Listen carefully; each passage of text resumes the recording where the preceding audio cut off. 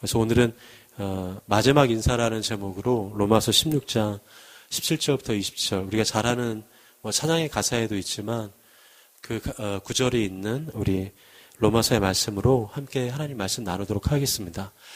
여러분, 언제 로마서를 시간 내서 한번 읽어보시면 사실은 로마서는 15장까지가 끝입니다. 왜냐하면 15장까지 다 하고 15장 맨 마지막 절이 무슨 구절이냐면 33절이거든요. 33절이 이렇게 마칩니다. 평강의 하나님께서 너희 모든 사람과 함께 계실지어다 하고 아멘 하고 이렇게 끝나버립니다. 그러니까 완전히 예배 다 끝난 거죠. 그러니까 예배는 끝난 거예요. 15장까지 해서 사도 바울이 하고 싶은 얘기, 또 하나님이 이 로마 교회를 통해서 하고 싶은 얘기는 아멘으로 다 끝나버리는 거예요. 근데 여러분, 왜 그런 게 있잖아요. 이렇게 우리 할아버지들이나 할머니들 보면 하면 자, 얘기 다 했다 하고 그러나 하면서 또 하는 얘기도 있죠.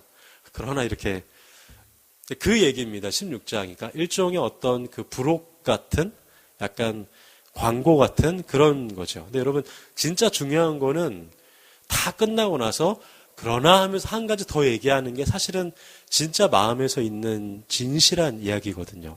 그러니까 오늘 이 얘기는 사실은 로마서의 핵심이라는 뜻이죠. 특별히 오늘 우리가 읽었던 로마서 16장 17절부터 20절의 말씀입니다. 아멘으로 다 맞춰진 로마서에 과연 무슨 말이 덧붙여졌을까? 한번 우리가 한 절씩 한 절씩 읽어가면서 하나님 말씀 좀 나누도록 하겠습니다. 우리 먼저 17절과 18절을 함께 읽어보도록 하시겠습니다. 형제들아, 내가 너희를 권하노니 너희가 배운 교훈을 거슬러 분쟁을 일으키거나 거치게 하는 자들을 살피고 그들에게서 떠나라. 이 같은 자들은 우리 주 그리스도를 섬기지 아니하고 다만 자기들의 배만 섬기나니 교활한 말과 아첨하는 말로 순진한 자들의 마음을 미혹하느니라. 아멘. 그 바울의 당부이자 그 염려가 있는 구절입니다. 무슨 얘기냐면 바울은 소식을 들었어요. 지금 이제 이 로마서를 쓴 바울은 로마 교회에 여러분 알다시피 가지 아직 않은 상태거든요. 아직 로마 땅을 밟지 않은 상태예요. 근데 그의 동역자들을 통해서 로마 교회가 이렇대요 라는 소문을 듣는 겁니다. 근데 소문을 들었을 때 어떤 소문이 있냐면 로마 교회 안에 겉으로 볼 때는 문제 없는데 실상은 믿음이 약한 자들을 이렇게 흔들어서 미혹하게 하는 자들이 있다라는 얘기를 바울이 듣고 그것에 대해서 염려하는 얘기를 하는 거예요. 그래서 조심해라라는 얘기를 하는 것입니다. 그러니까 나쁜 사람들이 교회 안에 이렇게 딱 이렇게 암적 존재같이 마치 그 알곡과 축정이처럼 이렇게 자리 잡고 있다라는 얘기를 사도 바울이 지금 하고 있는 것이죠. 그런 그 사람들의 특징은 무엇인가? 겉으로 볼 때는 굉장히 좋아 보인다라는 겁니다. 그러니까 교회 안에서 겉으로 볼 때 좋아 보인다라는 건 무슨 뜻일까요? 이렇게 막 믿음도 있고 이렇게 성품도 좋아 보이고 딱 봤을 때 매력적인 사람이라는 거예요. 여러분, 교회 안에서 보면 그런 사람들 있잖아요. 직분자들도 그런 사람들이 있고 매우 매력적으로 보이고 매우 신실하게 보이고 매우 신앙적으로 보이고 매우 뭔가 이렇게 믿음의 조언을 얻을 수 있을 만한 든든한 사람처럼 보이는데 실상은 그렇지 않다라는 거예요. 실상은 겉과 속이 다른 사람들이 로마 교회 안에 존재하기 때문에 로마 교회 안에 있는 성도 여러분들은 특별히 그런 사람들을 조심하고 분별해야 된다라는 얘기를 하는 것입니다.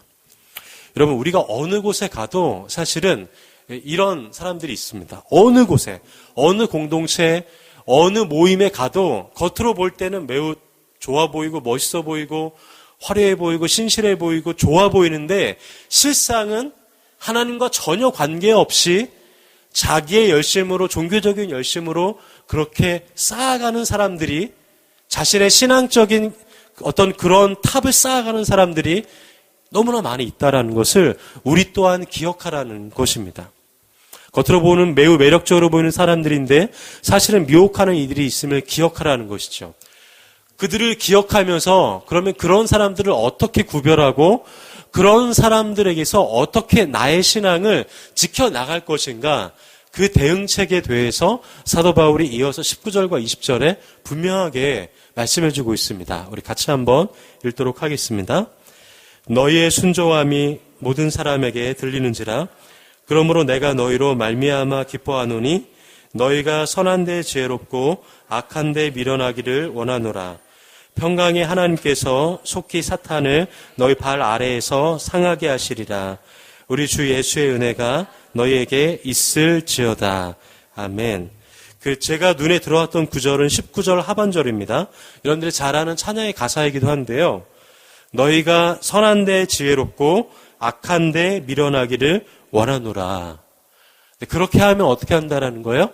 평강의 주인 되신 하나님께서 사탄을 너희의 발 아래에서 이렇게 짓이기신다. 사탄이 너희들을 전혀 이렇게 잡을 수 없을 만큼 하나님이 강하게 우리를 도우실 것이다 라는 말씀을 해주시는 겁니다. 여러분, 하나님이 그렇게 도우시면 끝이 나는 겁니다. 우리의 삶은 끝이 나는 거예요. 우리의 삶은 그냥 그때부터는 그 주님과 동행만 하면 되는 겁니다. 중요한 것은 이거예요. 선한 데는 지혜롭고 악한 데는 미련하기를 원하노라 라는 겁니다. 우리 같이 한번 해볼까요? 선한 데 지혜롭고 악한 데 미련하라. 여러분, 선한 데 지혜롭다라는 이 말은 무슨 의미일까요? 그러니까 선한 것들, 즉 하나님이 기뻐하시는 것들을 행하는 데 있어서는 그러니까 매우 열정적으로 임하라라는 겁니다. 자, 다시 한번 말씀드릴게요. 바울이 말하는 첫 번째 대응책은 무엇이냐면 선한 것을 더 사랑하라라는 것입니다. 내 안에 선한 것을 더 붙잡고 선한 것을 더 간직하는 데에 나의 힘을 더 쏟으라라는 것입니다. 그러니까 어두운 것, 은밀한 것, 그런 것들을 내 마음속에 이렇게 쌓아두는 것이 아니라 내 마음의 중심이 선한 것, 밝은 것, 아름다운 것, 하나님의 것을 더 내 마음 안에 붙잡기를 소망하라는 것. 그것이 선한데 지혜롭다라는 뜻입니다. 저는 이 말씀을 묵상하면서 이것을 이렇게 바꿔도 괜찮겠다라고 생각이 들었습니다. 하나님이 기뻐하시는 것이 무엇인지를 물어라라는 것입니다. 여러분, 선한데 지혜롭다라는 것, 선한 것을 내가 더 이렇게 붙잡기 원한다라는 것은 무엇이냐면 하나님이 지금 내게 기뻐하시는 것이 무엇인지를 이렇게 묻는 것입니다. 여러분, 제가 지금 또 이렇게 설교를 하고 이렇게 단에 오르고 이렇게 하지만 제가 그냥 준비해서 올라와서 딱 그냥 했으니까 이렇게 설교하는 것과 제 안에 다 준비했지만 하나님이 기뻐하시는 것이 무엇인지를 늘 물으면서 하나님 앞에 올라와서 말씀을 나누는 것과는 겉으로 볼 때는 아무런 변화가 없어요. 그러나 하나님이 판단하시기에는 굉장히 큰 변화가 있습니다. 우리가 아이를 키울 때도 마찬가지고 일을 할 때도 마찬가지고 누군가를 만날 때도 마찬가지고 사역을 할 때도 마찬가지입니다. 내가 그냥 하는 것, 그냥 내 일이니까 내가 하는 것, 내가 맡았으니까 내가 하고 내 자녀니까 내가 키우는 것이 아니라 하나님이 기뻐하시는 것이 과연 무엇인지를 주님 앞에 다시 묻고 또 물어서 하나님 앞에 주도권을 맡겨드리는 삶, 그것이 바로 선한데 지혜로운 삶이다라는 것이죠. 그래서 믿음이 성숙하다라는 것은 무엇이냐면 하나님 앞에 늘 묻는 삶인 것입니다.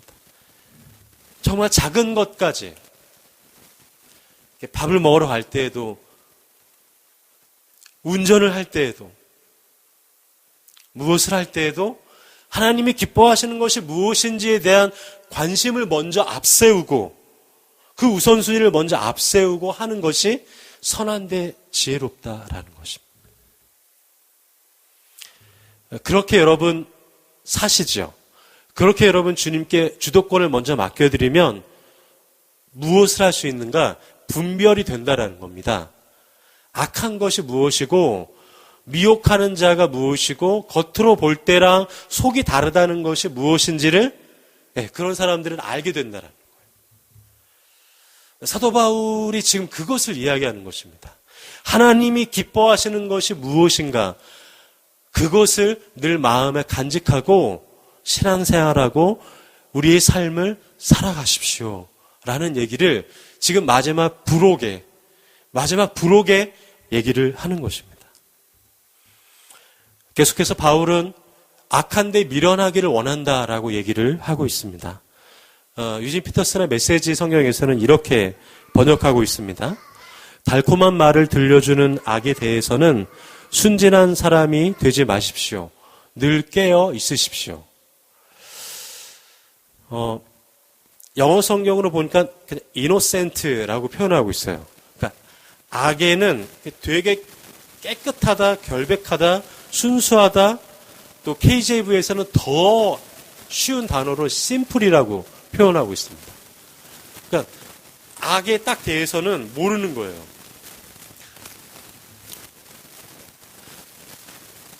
여러분들이 저한테 뭐 예를 들면 술이나 담배 종류에 대해서 안 물어보시잖아요. 왜 그러냐면 제가 얘기를 해도 그런 거에 대해서 잘 모르니까. 술이 얼마고 뭐 맥주가 얼마고 담배가 얼마고 무슨 종류가 있고 이거를 제가 막 거침없이 얘기하는 게 좀 이상하죠. 제가 많이 얘기한다면. 왜냐하면 저는 그것에 대해서 그냥 잘 몰라요. 이렇게 아이 같습니다. 소주 한 병이 얼마죠? 동진아? 소주 한 병이 얼마죠? 이렇게 하는데 만약에 막 얼마요? 딱 바로 나오면 망설임 없이 나오면 뭔가 좀 이상한 거죠. 뭐 샀다라는 얘기는 아니고 알 수 있죠. 네. 뭐 그런 겁니다. 잘 모르는 거예요. 소주 한 병이에요. 소주가 뭐예요? 막 이런 태도 이겁니다.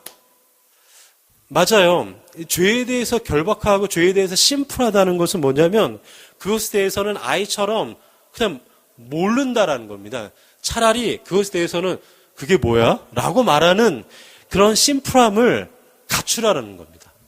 그러니까 죄를 이기기 위해서 죄를 알아야 된다 해서 막 죄가 어떻고 이것보다는 사도 바울이 얘기하는 대안은 뭐냐면 그게 뭐야? 하고 그냥 그 죄에 대해서 아이처럼 해맑게 단순하게 모르는 것이 제일 좋다라는 얘기를 하는 거죠. 근데 이 심플이라는 단어를 이 개역개정 성경에서는 미련하다라고 표현하고 있습니다. 왜 이렇게 번역했을까? 저는 좀 고민하다가 보니까 이것이 이런 의미인 것 같아요. 미련하다라는 얘기는 뭐냐면 둔하다라는 의미지 않습니까? 잘 모른다라는 겁니다. 그러니까 욕심, 시기, 질투, 음란, 거짓, 비신앙들에 대해서는 그게 뭐야? 라고 그런 입장을 취하는 그러한 악에 대해서 아이와 같은 마음을 가지라는 것입니다. 그렇게 하기 위해서는 그럼 어떻게 하면 좋을까요? 악한 것을 피하는 것입니다. 이렇게 피하는 거예요. 악이 있는데 이 악을 내가 막 붙잡고 씨름하고 막 이게 아니고요. 악한 것을 피하는 것이 사도 바울은 좋다라고 얘기하는 것이죠. 엊그제 제가 아내와 함께 이제 식사를 하러 저기 어디를 갔는데 이제 맞은편 식탁에 엄마가 이제 아이에게 이 뽀로로가 나오는 이 핸드폰을 딱 주고 아이는 뽀로로만 계속 보고 있고 엄마는 이제 다른 같이 온 일행하고 밥을 계속 먹는 걸 봤어요. 네. 저도 보면서 그냥 좀 약간 그랬는데 제 아내가 저렇게는 하지 말아야 되겠지라고 얘기를 하는데 그 아이를 보니까 뭐라 할까요? 참 가슴이 좀 안 좋더라고요. 그냥 이 앞에 뽀로로만 계속 보고 있는 거예요. 뽀로로가 나쁘다는 게 아니고 그냥 그런 것들은 아이에게 피하는 게 좋지 않을까라는 생각을 사실은 하게 되는 겁니다. 뭐 이렇게 주고 그것에 대해서 뭐 이렇게 뺏고 이런 게 아니라 차라리 그냥 좀 그런 것들은 피하게 하는 게 오히려 아이에게 좋지 않을까라는 생각을 사실은 저도 그 장면을 보면서 했습니다. 맞아요. 내가 보는 것에서 내가 보고 내가 먹고 내가 누리는 것에서 악한 것은 그냥 이렇게 피하는 게 악에서 밀어내지는 길입니다. 사도 바울이 그것을 얘기하는 것입니다. 악한 것은 그냥 피하는 거구나. 악한 것은 그냥 모르는 것처럼 내가 피하는 것이 그것이 미련하는 것이구나. 그 얘기를 하는 것이죠. 내 안에 악한 것을 즐기는 것에 미련하고 무지한 사람처럼, 정말 무지한 사람처럼 악한 것과 죄된 것에는 잘 모르고 피하라라는 말씀입니다. 그러나 반면에 선한 것에는 즉 하나님이 기뻐하시는 것에는 늘 물어보고 거기에 마음을 쏟으라라는 얘기를 하는 것이죠. 선한 것이 무엇이 있을까요? 우리는 다 알고 있습니다. 우리가 큐티하는 것, 또 예배하는 것, 하나님 말씀을 읽고 그의 말씀을 묵상하고 또 어려움 당한 사람들을 돌아보고 우리가 하나님 앞에서 선하다라고 생각하고 있는 것들, 그것들에 마음을 두는 겁니다. 그리고 그것들을 하나님 앞에서 행하기를 소망하는 거예요. 그것이 선한 데는 지혜롭고 악한 데는 미련하라라는 것입니다. 제가 이전에 어느 한 영화를 봤는데 굉장히 인상 깊었던 영화가 있습니다. 할아버지하고 손자가 대화하는 장면이었던 것 같아요. 근데 이렇게 그네를 이렇게 타면서 할아버지가 손자에게 이런 얘기를 해주는 장면입니다. 우리 안에는 2마리의 늑대가 살고 있다. 그런데 한 마리는 착한 늑대고 또 한 마리는 악한 늑대라는 거예요. 그렇게 얘기를 하면서 이 할아버지가 손자한테 그런데 이 늑대에게 먹이를 줄 수 있는 그 먹이는 바로 너한테 있다라고 얘기하는 겁니다. 우리가 만약에 악한 늑대에게 계속 먹이를 주잖아요. 그러면 여러분 악한 늑대가 어떻게 될까요? 먹이를 먹고 점점 더 커지는 겁니다. 그러면 내 안에 비록 착한 늑대가 있지만 악한 늑대가 더 커지고 힘이 세지다 보니까 나는 누구에 의해서 이렇게 끌려가는 거예요? 악한 늑대에게 끌려가는 거예요. 반면에 착한 늑대에게 밥을 줘요. 그러면 악한 늑대가 우리 안에 여전히 있지만 이 악한 늑대를 굶주리고 악한 늑대에게 먹을 거를 주지 않으면 착한 늑대가 먹을 걸 더 먹고 더 성장하고 더 성숙하면 우리 안에 착한 늑대가 이렇게 우리를 이끌어간다라는 것입니다. 여러분, 로마서의 바울의 고백이 바로 그러한 고백입니다. 우리가 예배를 해요. 그리고 우리가 예배를 하고 찬양을 하고 말씀을 읽어요. 그런데 돌아가서 내 안에 있는 악한 늑대에게 자꾸 밥을 줘요. 그러니까 거짓말하는 것에 계속 반복해요. 내가 예배는 하지만 거짓말을 할 수 있거든요. 예배 드리면서 여러분 이중적으로 분리가 될 수 있어요. 우리가 예배를 드리면서 예를 들면 음란물을 계속해서 볼 수가 있어요. 근데 그 악한 것, 그것에 계속 밥을 주는 거라는 거예요. 그거를 반복하는 건 뭐냐면 악한 것에 계속 밥을 주는 거라는 것입니다. 그렇게 되면 예배를 드리지만 실제로 예배와 내 삶과 믿음과 행동이 다 따로따로 분리된다라는 거예요.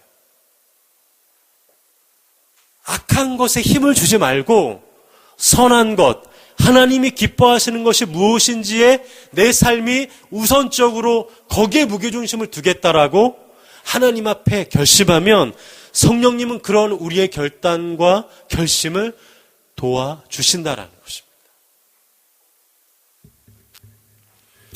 여러분, 우리 안에도 여전히 2마리의 늑대가 존재하고 있습니다. 제 안에도 여전히 그런 것이 있습니다. 그러나 저는 하나님 앞에 이렇게 결심했습니다. 하나님, 저는 선한 늑대에만 먹이를 주고 싶습니다. 더 정확하게 말하면 저는 하나님이 기뻐하시는 일이 무엇인지를 먼저 묻고 살고 싶습니다. 여러분, 그런 결단을 주님께서 받아주세요. 그런 결심을 주님께서 받아주세요. 비록 우리가 연약해서 넘어지고 실수하고 그냥 넘어질 수는 있지만 그 자리에서 다시금 주님께 주님이 기뻐하시는 것이 무엇인지를 물으면 하나님은 그런 결심 있는 자들을 붙잡아서 독수리가 올라가듯이 우리를 주님과 함께 날아오르게 하실 것입니다. 저는 오늘 우리 안에 이 사도 바울의 마지막 권면이 우리 안에 깊이 뿌리 내리기를 소망하고 축복합니다. 사랑하는 물방울 여러분, 선한 데는 지혜롭고 즉 하나님이 기뻐하시는 것이 무엇인지를 늘 묻고 늘 이것을 가슴에 담으십시오. 무엇을 하든지 또 어디서 있든지 늘 하나님이 기뻐하시는 것이 내 삶의 가장 우선순위라는 사실을 기억하시고 그것을 포기하지 마십시오. 때론 힘이 들 때도 있습니다. 그렇게 하려다 보면 우리의 본성 자체가 하나님과 거슬러질 때도 있습니다. 세상 가운데서 외면받을 때도 있고 외롭다고 느껴질 때도 있습니다. 그러나 그 순간에 우리는 하나님이 기뻐하시는 것들이 무엇인지를 끊임없이 물어야 되는 것입니다. 그렇게 하면 하나님께서 우리를 악한 것에서 밀어나게 하실 것입니다. 성령님이 그런 우리를 도와주시기 때문입니다. 물방울교회는 이제 물방울교회라는 이름으로 아마 우리가 드리는 예배는 오늘 예배가 마지막일 것입니다. 그러나 우리의 예배는 결국은 주님 다시 오실 때까지, 우리가 언젠가 주님을 만날 때까지 우리의 예배는 계속될 것입니다. 여러분, 우리는 다시 만나요, 또. 그래서 우리는 또 다시 예배를 드릴 겁니다. 그때 우리가 주님 안에서 다 같이 만나기를 소망하고 축복합니다. 그때까지 우리가 어떻게 살아야 되냐면 선한 데는 지혜롭고 악한 데는 미련해야 됩니다. 저는 그러한 일들이 저 여러분 가운데 있기를 소망하고 축복합니다. 우리 잠시 함께 좀 기도하면 좋겠습니다.